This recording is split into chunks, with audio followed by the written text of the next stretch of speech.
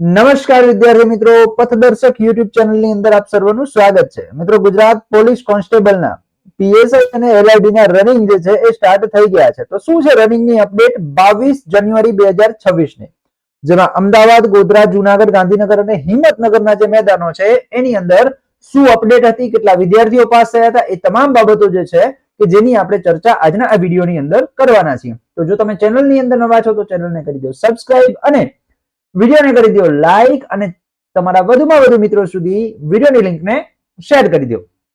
એ ઉપરાંત જો તમે કોન્સ્ટેબલની તૈયારી કરો છો તો કોન્સ્ટેબલ સ્પેશિયલ 120 દિવસનું જોરદાર પ્લાનિંગ સાથેનું ડેલી શેડ્યુલ ટોપિક ટેસ્ટ જે છે આપણી શરૂ છે, જેમાં તમે જોડાઈ શકો છો. વિડીયોના ડિસ્ક્રિપ્શન બોક્સની અંદર જે છે તમને લિંક આપેલી છે, ત્યાંથી તમે એપ્લિકેશન ડાઉનલોડ કરીને જોડાઈ શકો છો, અથવા તો અહીંયા આપેલો જે નંબર છે એના ઉપર તમે વોટ્સએપ મેસેજ કરી અને વધુ માહિતી મેળવી શકો છો. તો આશા રાખું છું તમને આ માહિતી સમજાણી હશે. ગુજરાત પોલીસ કોન્સ્ટેબલની ડેલી શેડ્યુલ ટોપિક ટેસ્ટની અંદર જોડાવા માટે આપેલ નંબર ઉપર મેસેજ કરવાનો રહેશે. સૌથી પહેલા વાત કરીએ અમદાવાદની. તો અમદાવાદની અંદર ફર્સ્ટ રાઉન્ડની અંદર 200 માંથી 134 પાસ થયા હતા. કેટલા? 200 માંથી 134 પાસ થયા હતા. સેકન્ડ રાઉન્ડની અંદર 123 પાસ થયા હતા 200 માંથી. 4 વાગે જે છે એ એન્ટ્રી આપી દેવામાં આવી હતી અને 5 ને 15 જે છે એ પહેલો રાઉન્ડ દોડાવી દેવામાં આવ્યો હતો. 4 વાગે એન્ટ્રી મળી ગઈ હતી અને 5 અને 15 જે છે એ પહેલો રાઉન્ડ સ્ટાર્ટ થઈ ગયો હતો. જ્યારે 5 અને 59 બીજો રાઉન્ડ અને 6 અને 40 ત્રીજો રાઉન્ડ જે છે એ સ્ટાર્ટ થઈ ગયો હતો. જો કેટલું ઝડપી કામકાજ હતું, બરાબર. અને ચોથો રાઉન્ડ છે એ 7 ને 20 જે છે એ સ્ટાર્ટ થઈ ગયો હતો. એટલે કહેવાનો મતલબ કે 7 ને 50 આસપાસ જે છે ને એ પૂરું થઈ ગયું હતું. 4 રાઉન્ડ પૂરા થઈ ગયા હતા, બરાબર. 4 રાઉન્ડ પૂરા થઈ ગયા હતા. આ અમદાવાદની અપડેટ છે. એના પછી આગળ જોઈએ હિંમતનગર. તો હિંમતનગરની અંદર 4 ને 45 એન્ટ્રી આપી દેવામાં આવી હતી. પ્રથમ રાઉન્ડ છે એ 5 ને 20 જે છે એ સ્ટાર્ટ થઈ ગયો હતો અને પ્રથમ રાઉન્ડમાં કેટલા 73 જણ જ પાસ થયા હતા. ઓકે, આ હિંમતનગરની જે અપડેટ આવી છે જોઈએ. એના પછી જુનાગઢની વાત કરીએ તો જુનાગઢ ખાતે એક વિદ્યાર્થીને ગ્રાઉન્ડ હતું. વહેલા તે પહેલાના ધોરણે જે છે એ ગ્રાઉન્ડની અંદર એન્ટ્રી મળી ગઈ હતી. ઘણી જગ્યાએ આવું થતું હોય છે કે ઘણી જગ્યાએ વહેલા તે પહેલાના ધોરણે એન્ટ્રી મળી જતી હોય છે. એટલે કે એનો મતલબ એવો કે જો તમારો 7 વાગ્યાનો ટાઈમ છે અને જો તમે 5 વાગે ત્યાં પહોંચી જાઓ છો તો તમારો વહેલો નંબર આવી જતો હોય છે, બરાબર. ઘણી જગ્યાએ આવી જે છે એ છૂટછાટ હોય છે, એટલે ઘણી જગ્યાએ લોકો લઈ લેતા હોય છે, ઘણી જગ્યાએ ટાઈમ વગર લેતા નથી, બરાબર. એટલે ખાસ ધ્યાન રાખવું. તો 4 વાગે જે છે એ 200 જણાને અંદર જવા દીધા હતા. 5 વાગે પ્રથમ રાઉન્ડ જે છે એ સ્ટાર્ટ થઈ ગયો હતો અને એમાંથી 123 જણા જે છે એ પાસ થયા હતા, રનિંગ પાસ થયા હતા. સ્ટાફ જે છે ખૂબ જ સરસ છે જુનાગઢનો, બરાબર, એવું વિદ્યાર્થીઓના રિવ્યુ છે.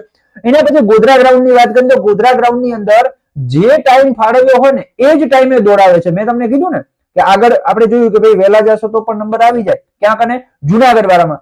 પણ એવું નક્કી નથી હોતું, કારણ કે આજે તમને વહેલા તે પહેલાના ધોરણે આપી દીધેલું હોય અંદર એન્ટ્રી, પણ આવતીકાલે ના પણ આપે, બરાબર. એટલે ખાસ ધ્યાન રાખવું. તો અહીંયા કને જો ગોધરાની અંદર જે છે એ વહેલા તે પહેલાના ધોરણે નતા એન્ટ્રી આપી, પરંતુ જે ટાઈમ તમને કોલ લેટરની અંદર આપેલો છે એ ટાઈમ મુજબ તમને અંદર એન્ટ્રી મળી હતી. ઓકે, પહેલા રાઉન્ડની વાત કરીએ તો 5 ને 20 સ્ટાર્ટ થઈ ગયો હતો. એની અંદર 105 જણા જે છે એ પાસ થયા હતા. જ્યારે સેકન્ડ રાઉન્ડની વાત કરીએ તો એની અંદર 100+ વિદ્યાર્થીઓ જે છે એ ક્વોલિફાઈડ થયા હતા, રનિંગ ક્વોલિફાઈડ થયા હતા. અને ત્રીજા રાઉન્ડની અંદર 115 જેટલા ઉમેદવારો છે કે જેમને દોડ જે છે એ સફળતાપૂર્વક પૂર્ણ કરી હતી.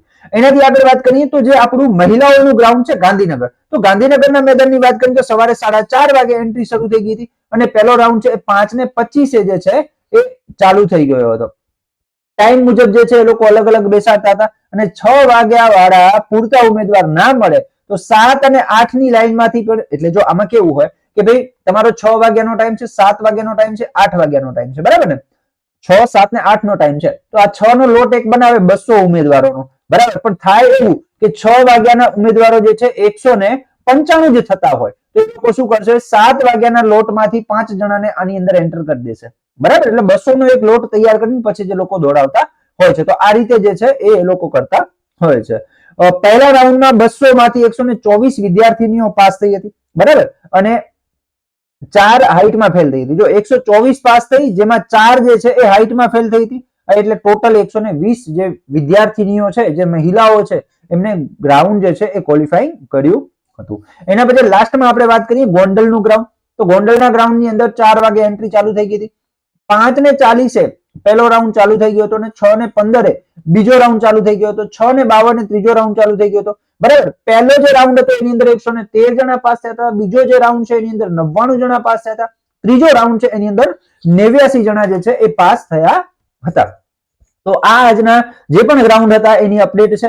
જો તમારો નંબર આવી ગયો છે તો તમે બીજાને હેલ્પફુલ થવા માંગો છો, તમારો એક્સપિરિયન્સ શેર કરવા માંગો છો, તો તમે અહીંયા જે તમને નંબર આપેલો છે 6355098441 આ નંબર ઉપર તમે જે છે એ તમારો વિડીયો બનાવીને મૂકી શકો છો અથવા તો ટેક્સ્ટ મેસેજ દ્વારા પણ માહિતી આપી શકો છો, જેથી કરીને બીજા વિદ્યાર્થીઓને પણ જે છે એ તમારા દ્વારા આપેલી માહિતી ઉપયોગી થશે.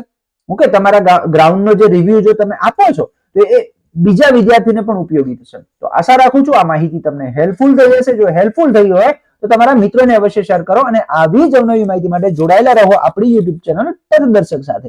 જય હિન્દ એન્ડ જય ભારત.